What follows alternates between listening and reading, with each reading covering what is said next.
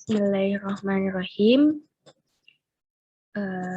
Perkenalkan, nama saya Srinisha Widisaida, NIM O1A1 20208 kelas D.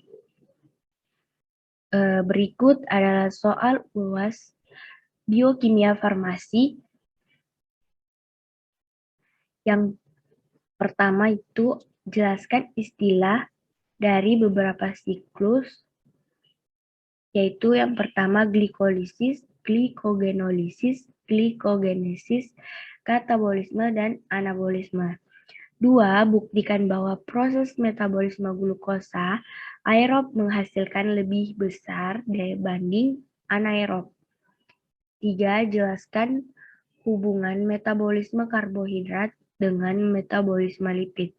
4. Buktikan bahwa energi yang dihasilkan metabolisme lemak lebih tinggi dibanding dengan energi yang diperoleh metabolisme karbohidrat.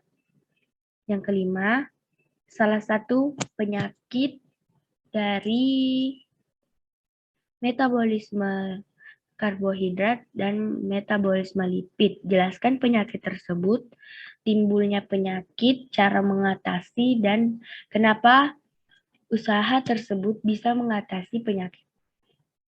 Dan yang pertama, glikolisis berasal dari kata glukosa dan lisis yang artinya pemecahan.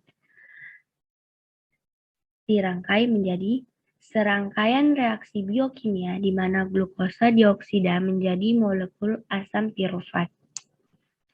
Energi yang dihasilkan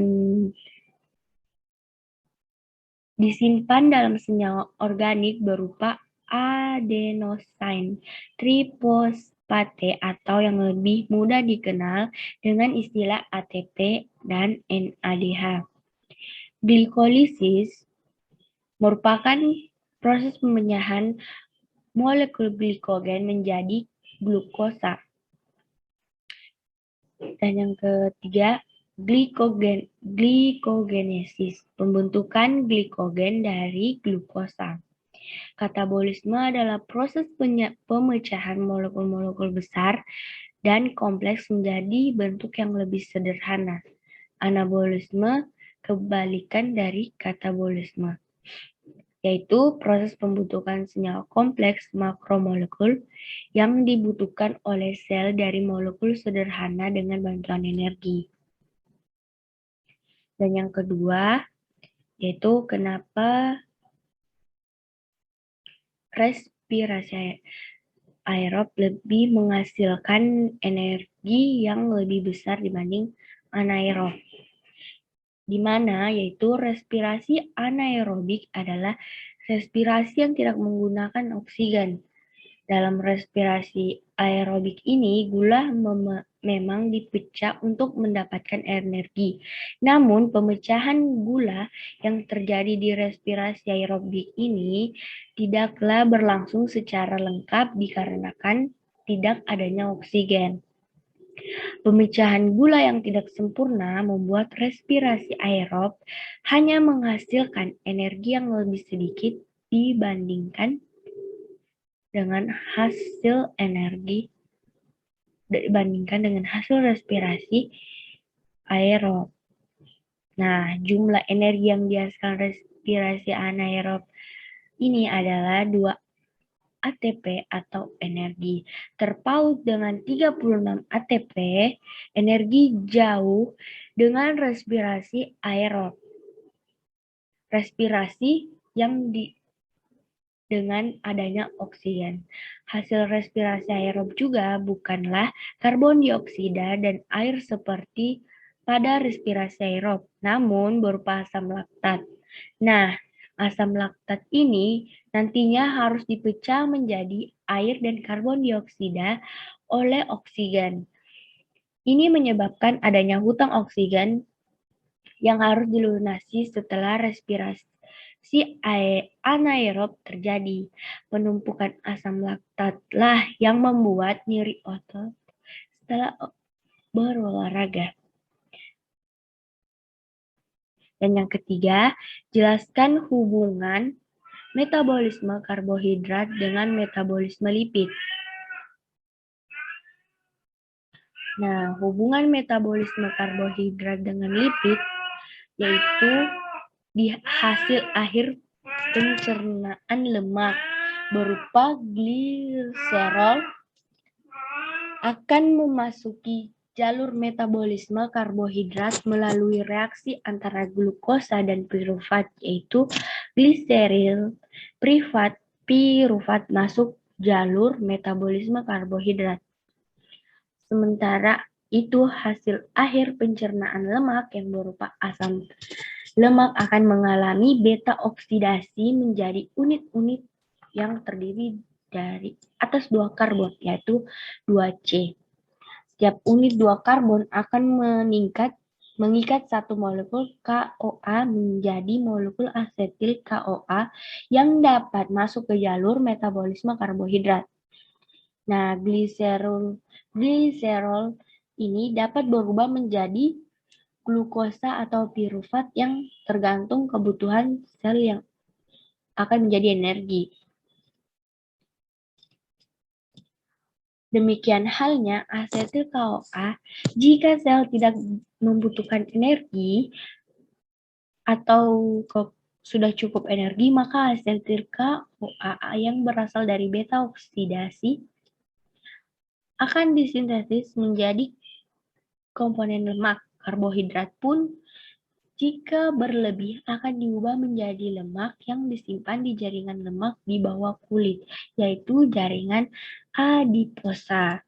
Maka dengan ini hubungan metabolisme karbohidrat dan dengan lipid itu akan saling berhubungan. Dan yang keempat, tunjukkan bahwa energi yang dihasilkan metabolisme lemak lebih tinggi dibandingkan energi yang diperoleh metabolisme karbohidrat. Kenapa lemak menghasilkan energi lebih banyak dibandingkan dengan karbohidrat? Karena jumlah oksidasi yang terjadi ketika senyawa lemak dicerna dan diubah menjadi karbon dioksida dan air lebih banyak dibandingkan pada karbohidrat.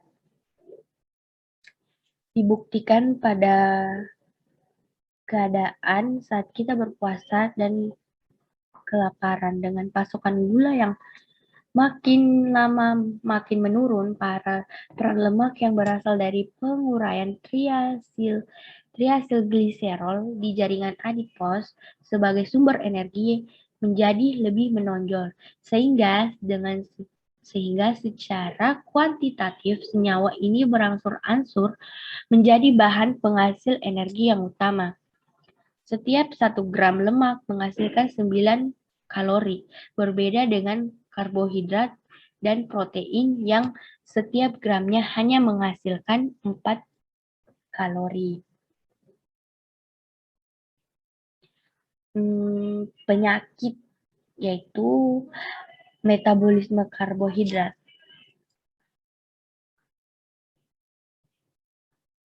Nah, kekurangan karbohidrat jangka pendek. Dalam jangka pendek, kekurangan karbohidrat dapat menyebabkan ketosis, yaitu suatu kondisi ketika tubuh memanfaatkan lemak sebagai sumber energi. Kejelasan di dalam tubuh, karbohidrat akan dipecah menjadi gula atau glukosa. Jika tubuh kekurangan karbohidrat, Anda dapat mengalami gejala hipoglikemia atau kekurangan gula. Tanda yang dapat dirasakan antara lain adalah kelelahan, rasa lemas, pusing, sakit kepala, dan rasa lapar. Cara mengatasi kekurangan karbohidrat jangka pendek ini dengan mengonsumsi sayuran dan buah-buahan segar. Buah dan sayur juga mengandung banyak serat yang bisa membuat Anda kenyang untuk waktu yang lebih lama. Mengonsumsi beragam makanan sehat dengan gizi seimbang, artinya makanan Anda harus mengandung karbohidrat kompleks, protein, lemak sehat, vitamin, mineral, serat, dan cairan yang jumlahnya lebih cukup. Mengonsumsi susu dan produk-produk olahannya. Selain sebagai sumber karbohidrat, susu juga merupakan sumber protein, vitamin, dan kalsium yang sangat baik. Dan yang terakhir, mengonsumsi makanan yang terbuat dari gandum utuh atau bekatul.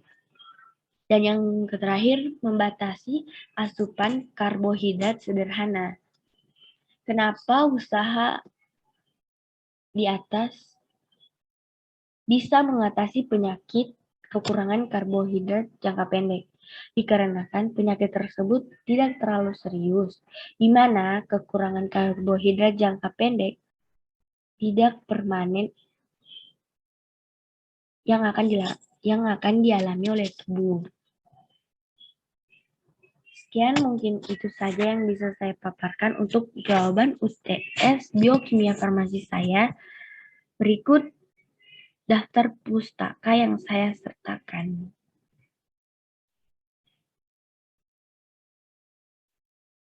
Thank you for watching. Assalamualaikum warahmatullahi wabarakatuh.